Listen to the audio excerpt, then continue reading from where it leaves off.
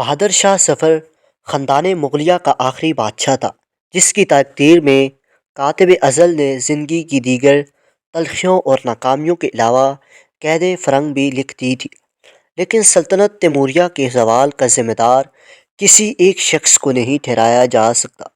زوال کے کچھ اسباب ہوتے ہیں، مثلاً ملی کردار کا کمزور ہو جانا، خاندان کی روایات قدیم کو جن کا تعلق بہادری و شجاعت سے ہوتا ہے پس پشت ڈال کر عیش و عشرت میں پڑ جانا، معاملات حکومت کی طرف سے غفلت کرنا، رعایا پر ظلم و ستم ڈھانا اور ذاتی مفاد کے لیے ملک کو خطرے میں ڈالنا۔ ان کی وجہ سے زوال رونما ہوتا ہے اور ملک و قوم کو غلامی کی زنجیریں پہننا پڑتی ہے۔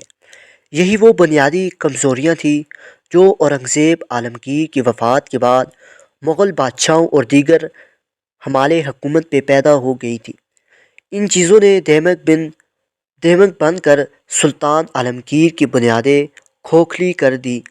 شاید اورنگزیب کی فتوحات ہی مغلیہ سلطنت کے زوال کا باعث بنی ہوئی، کیونکہ اس کے جانشین اس سلطنت کو سنبھالنے کے اہل نہ تھے۔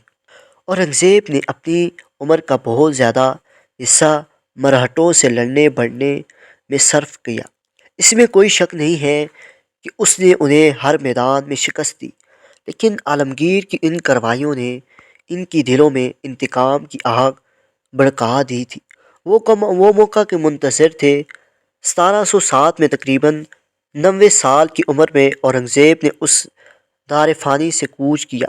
اورنگزیب نے اپنی زندگی میں ہی سلطنت کی تقسیم اپنے بیٹوں میں کر دی تھی۔ اس کے باوجود اس کی آنکھ بند ہوتے ہی خانہ جنگی شروع ہو گئی۔ بہادر شاہ ظفر 1707 تا 1712 کے قریب 5 سال حکومت کی۔ اس کے زمانے میں پہلے راجپوتوں اور سکھوں نے علم بغاوت بلند کیا۔